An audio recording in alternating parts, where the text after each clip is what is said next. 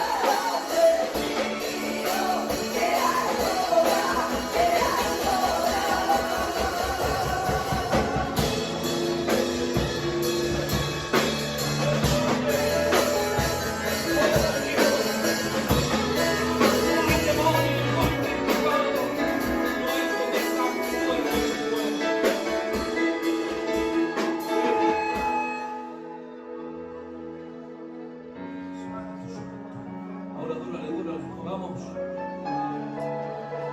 Es el momento de adorarle. 50 segundos, vamos de tu tiempo. Dáselos al Señor. Prepara tu corazón. Espíritu Santo.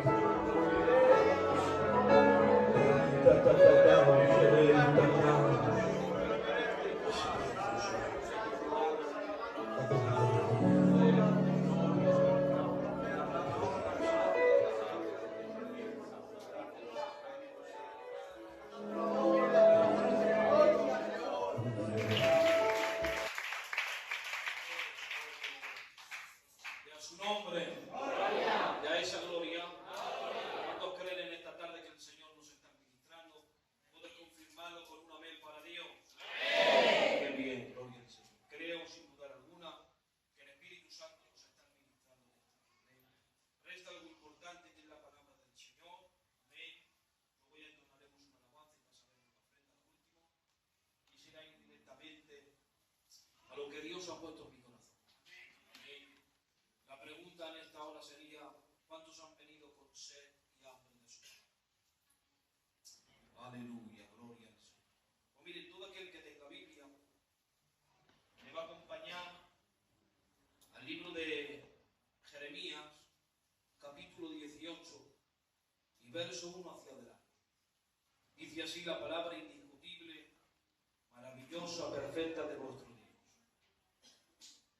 Palabra de Jehová que vino a Jeremías diciendo: levántate y vete a casa del alfarero, y allí te haré oír mis palabras. Verso 3 dice: y descendí a casa del alfarero, y he aquí que él trabajaba sobre la rueda. Amén a su palabra. ¿Puedes inclinar el rostro, por favor, y presentarme delante del Señor, no a su palabra?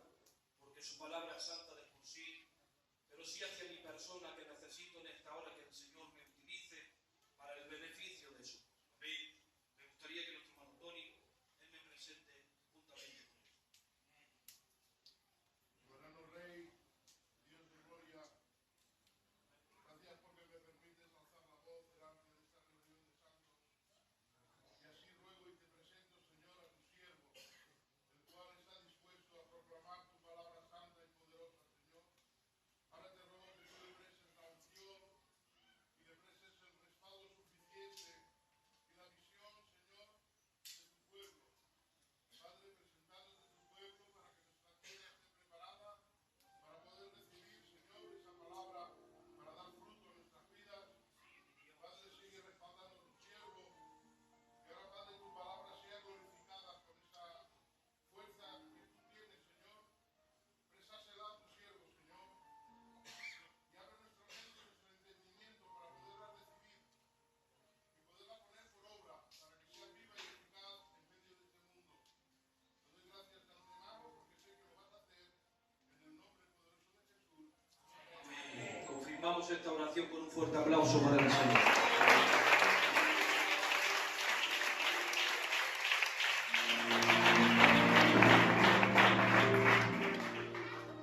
Miren, yo creo que la mayoría que estamos en este lugar conocemos este relato bíblico de las Escrituras, creo que de memoria. Pero déjenme expresarlo de esta forma y de esta manera. La Biblia dice en el verso 1 del capítulo 18 que hemos leído: y vino palabra de Jehová a Jeremías, diciendo: Jeremías, levántate y desciende a casa del alfarero, y allí te haré escuchar mis palabras. Dice la palabra del Señor, hermanos míos, que Jeremías se levantó de las circunstancias donde él se encontraba. Es decir, él se levantó de la comodidad, se levantó de la rutina y descendió a casa del alfarero. Y cuando descendió a casa del alfarero, dice la palabra del Señor, que el alfarero está haciendo una vasija.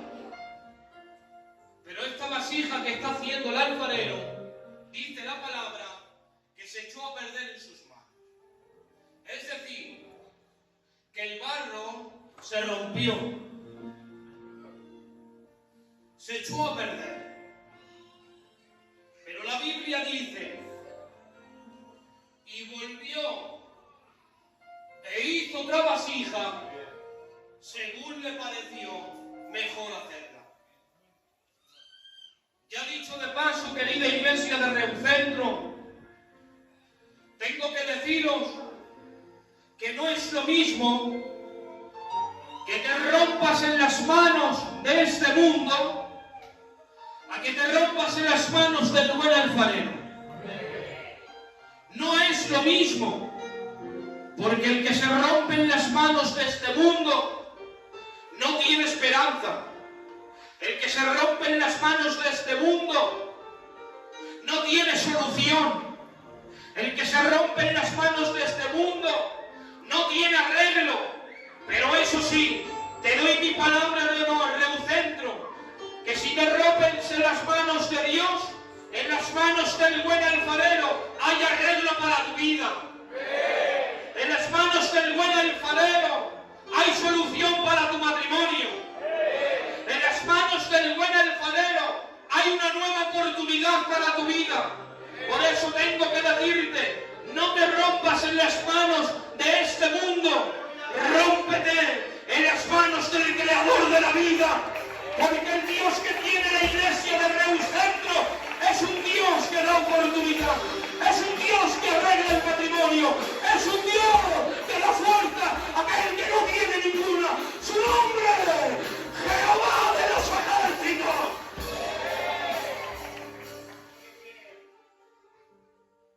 Y volvió e hizo otra vasija, según le pareció mejor hacerla. Y dice la palabra, y vino palabra de Jehová a Jeremías, diciendo, Jeremías, no podré yo hacer con vosotros como este alfarero, oh casa de Israel. Así como el barro en las manos del alfarero, así sois vosotros en mis manos. Entendemos, hermanos míos, que el contexto bíblico de este relato es para el pueblo de Israel. Pero en esta hora quiero identificar de que Dios sigue siendo el alfarero y que la vasija y el barro somos nosotros. Para esto quiero aplicarlo con un texto bíblico, el libro de Isaías, capítulo 64 y verso 8, donde dice, Señor, tú eres nuestro Padre, nosotros barro, y tú el que nos formaste. Así que obra de tus manos, nosotros somos. Es decir, que Él es el buen alfarero, pero que nosotros somos el barro y la vasija. Ahora bien, sabiendo que nosotros somos el barro y la vasija, y que Él es el buen alfarero, acompáñenme ustedes. La Biblia dice en el verso 1 del capítulo 18 del libro de Jeremías que hemos leído, y vino palabra de Jehová a Jeremías, diciendo, Jeremías, levántate y desciende a casa del alfarero. Y cuando descendió Jeremías, hermanos míos, el mandato de Jehová, dice la palabra, y contempló el trato, y escuchó su palabra. Déjenme empezar el mensaje de esta forma y de esta manera. De la misma forma que Jehová habló a Jeremías diciendo, Jeremías, levántate y desciende a casa del alfarero, hoy viene hablando en medio de la iglesia de Reucentro diciendo, iglesia, ha llegado el tiempo, ha llegado el momento que apartemos la comodidad, ha llegado el tiempo, ha llegado el momento que apartemos la rutina, que apartemos el conformismo y descendamos a la casa del alfarero con el mayor propósito de trabajar en su obra. Y no solamente trabajar en su obra, sino en nuestras propias casas, porque perdonadme, en muchas casas tenemos que trabajar y el responsable de nuestras casas no es el pastor, tampoco son los obreros, ni tampoco son los ancianos. El responsable de tu casa eres tú. Vela por tu casa, vela por tu familia, vela por los tuyos, porque tú eres el responsable. No le eches culpas a tu pastor,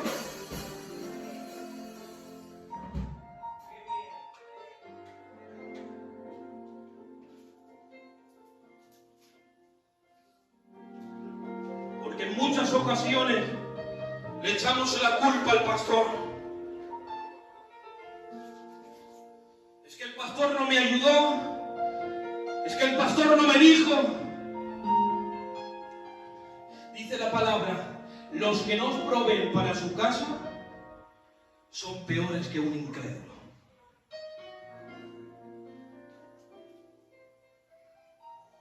Vino palabra de Jehová a Jeremías, y Jeremías se levantó y descendió a casa del alfarero.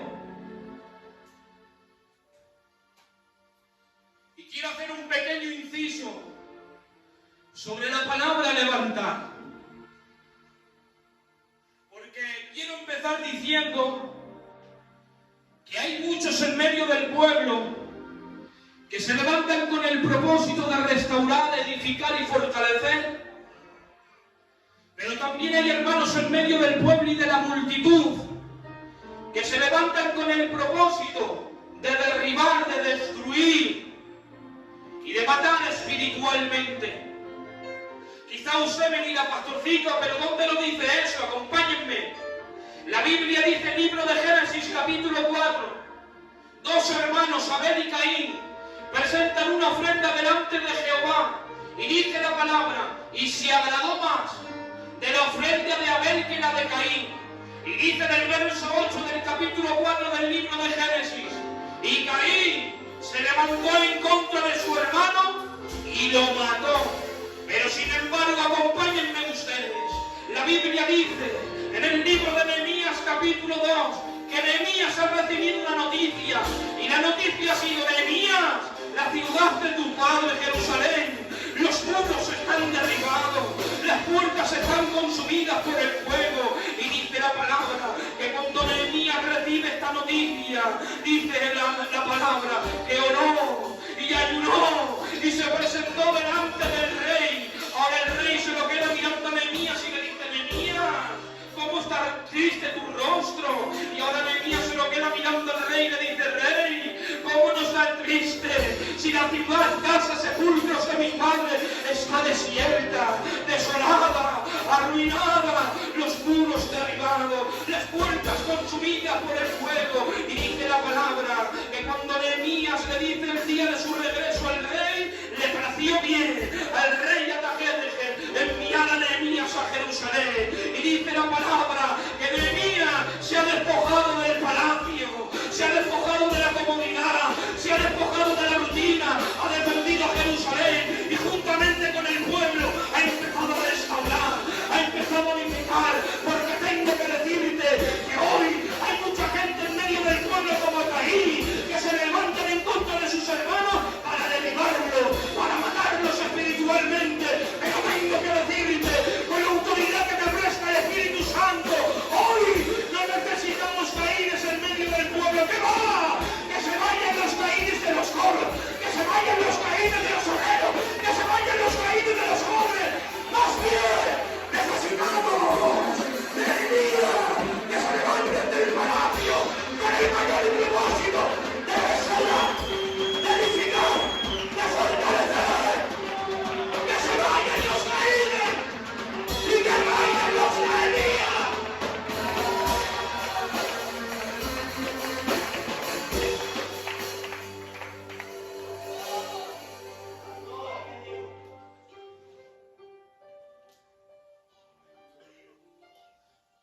Acompáñame, Rubén. Se levantó. El libro de Juan capítulo 8 dice la palabra del Señor: está Jesús escribiendo en tierra, y vinieron unos escribas y fariseos. Señor, hemos pillado a esta mujer en acto de pecado, y la ley de Moisés resalta que a tales personas han de apedrearle. Y ahora el autor de la vida dice: y se incorporó. Válgame Dios. Lo pueden leer, dice: y se levantó y dijo: el que esté limpio de pecado, que tire la primera piedra.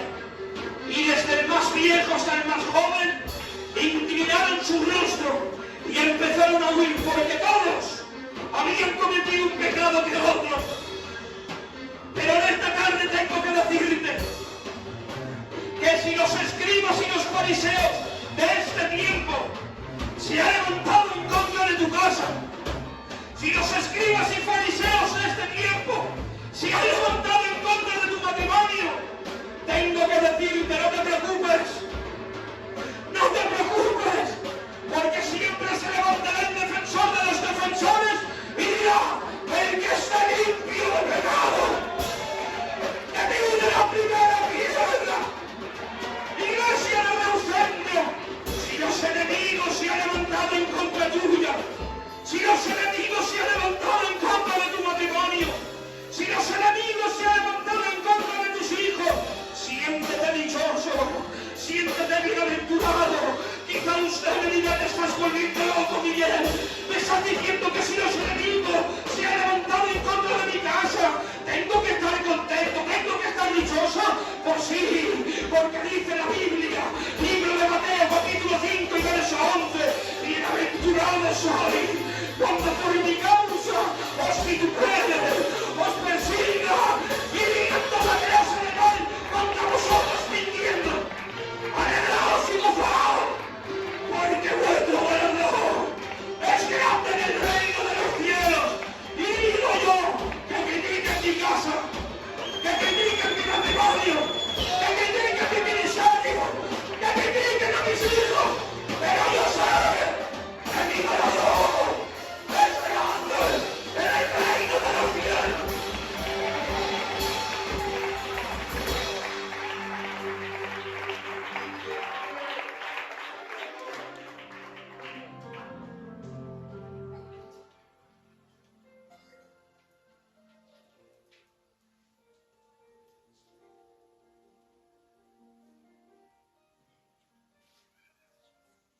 Se levantó y descendió a casa del alfarero.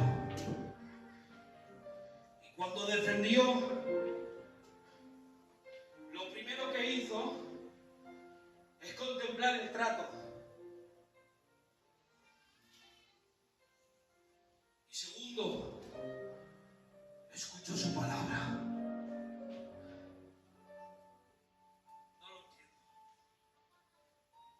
Desciende Jeremías, amén, contempla el trato y escucha su palabra. No lo entiendo. Si lo normal es que si yo quiero contemplar el trato y quiero escuchar su palabra, tengo que subir, no descender.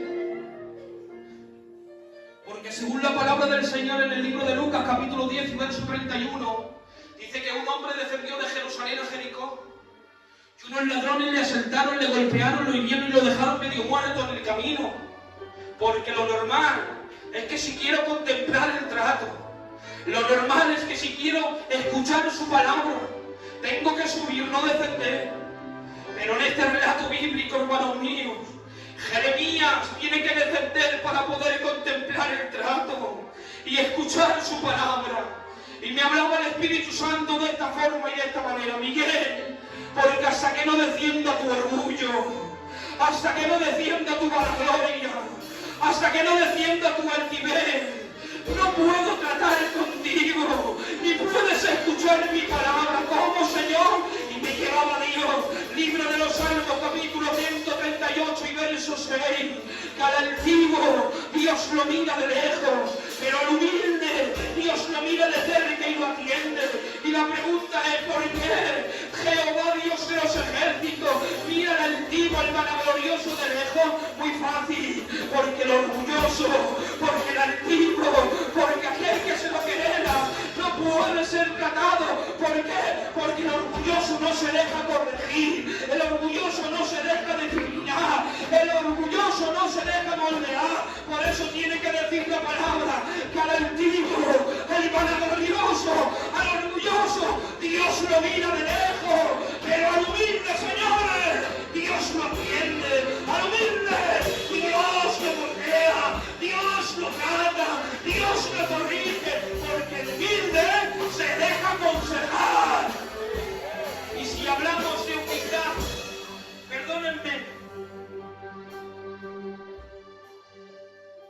Vamos a hablar de nuestro Señor Jesucristo.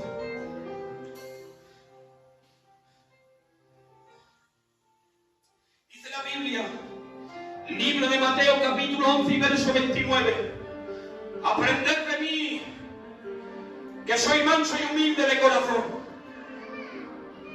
Libro de Mateo, capítulo 23 y verso 12. El que se ensalza, Dios lo humilla. Pero el que se humilla, Dios lo ensalza. Por eso dice la Biblia, en el libro de Ezequiel, capítulo 28 y verso 17, Lucifer, Satanás, dice la palabra del Señor, hermanos míos, que a causa de su hermosura se enalteció. ¿Saben por qué? Porque vestía de toda piedra preciosa, de jaspe, de esmeralda, de topacio. Pero dice la palabra del Señor que fue desechado, hermanos míos, del cielo a la tierra como un rayo. Porque el que se ensalza, Dios lo humilla. Pero el que se humilla, Dios lo ensalza. Perdonadme si hablamos de humildad. Nos vamos al libro de Mateo capítulo 9 y verso 13. Dice la palabra del Señor que el propio Jesús, el autor de la vida, se ha sentado en la mesa con los pecadores y con los publicanos. Sigue diciendo la Biblia, queridos hermanos, libro de Juan capítulo 13 y verso 14, le lava los pies a sus discípulos, el propio maestro le lava los pies y les dice a sus discípulos, mirad muchachos, yo hago esto para que vosotros también lo hagáis. Dice la Biblia, libro de Juan capítulo 6 verso 15, después de alimentar a 5.000 hombres sin contar mujeres ni niños, vinieron a coronarle. Pero dice la palabra, y él huyó al monte a orar. ¿Saben por qué? Porque los humildes no quieren aplausos, los humildes no quieren reconocimiento, los humildes solamente quieren subir al monte para poder tener trato con el campeón. ¡Oh Dios de los ejércitos! Y mira si no miente nuestro Señor Jesucristo, que dice la Biblia, libro de Filipenses capítulo 2 y verso 6, el cual siendo en forma de Dios, no escatimó a ser igual a Dios como cosa que aferrarse, sino que se despojó, siendo obediente hasta la muerte y muerte de cruz. Dos versos más para abajo, en el verso 9 del capítulo 2 de Filipenses, tiene que decir, por lo cual Dios también lo exaltó y le dio nombre que sobre todo nombre, que en el nombre de Jesús toda rodilla se ha de doblar en el cielo, en la tierra y debajo de la tierra, y que todo lengua confiese que Jesucristo es el Rey de gloria. ¿Quieres ser exaltado por tu Padre? ¡Ay, qué poco! ¿Quieres ser exaltado por tu Padre? ¡Humíllate! ¡Humíllate! ¡A los pies del Cordero de Dios!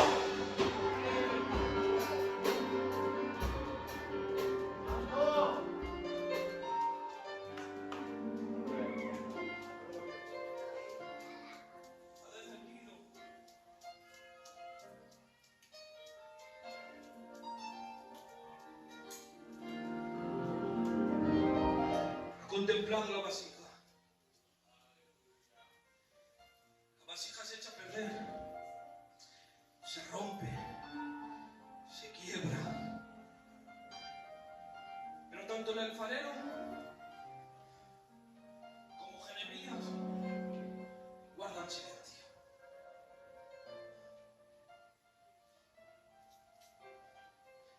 Vuelve a hacer una vasija según le parece mejor al alfarero, pero tanto el alfarero como Jeremías guardan silencio.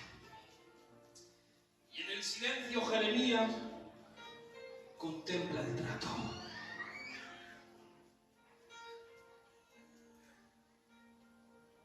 Porque les voy a decir algo.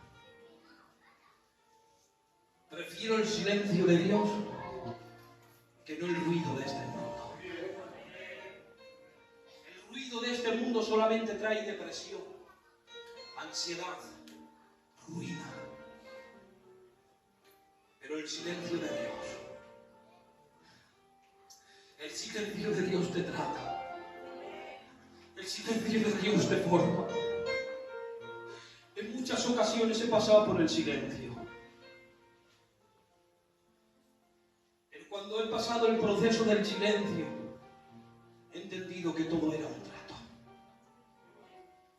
No sé si en este tiempo estás pasando por el silencio de Dios. Pero tengo que decirte, el silencio de Dios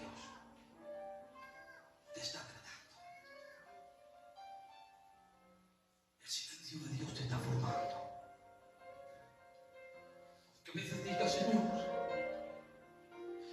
yo que he entregado mi casa desde mi juventud, yo que lo he hecho mejor todo para ti, lo que tenía,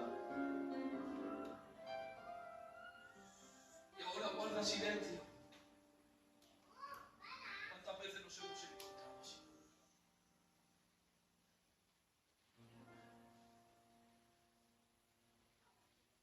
Llévate esta palabra de Dios para tu casa.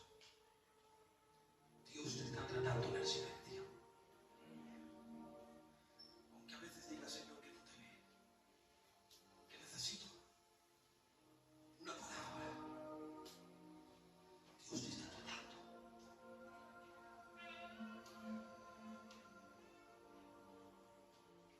Ha contemplado la vasija en el silencio.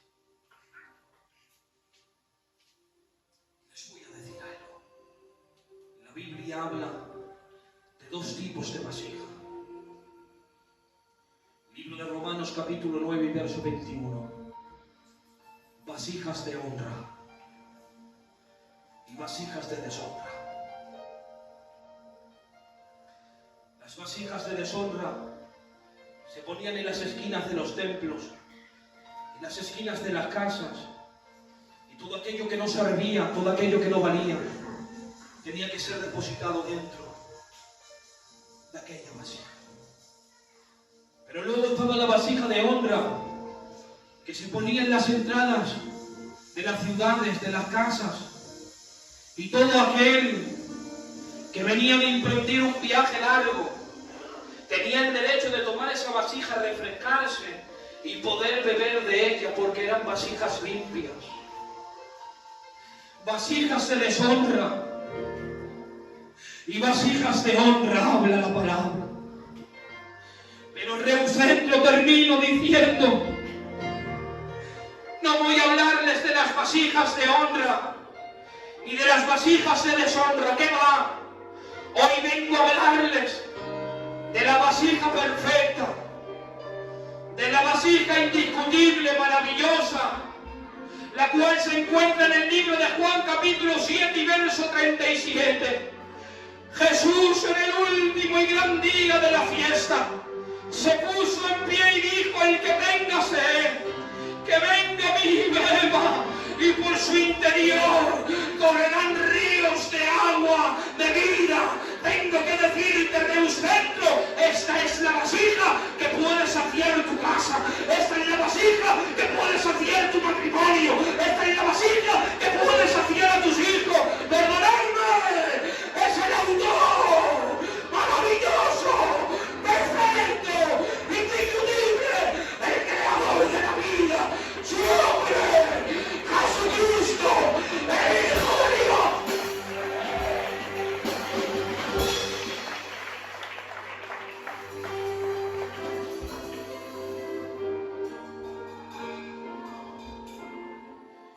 Termino diciendo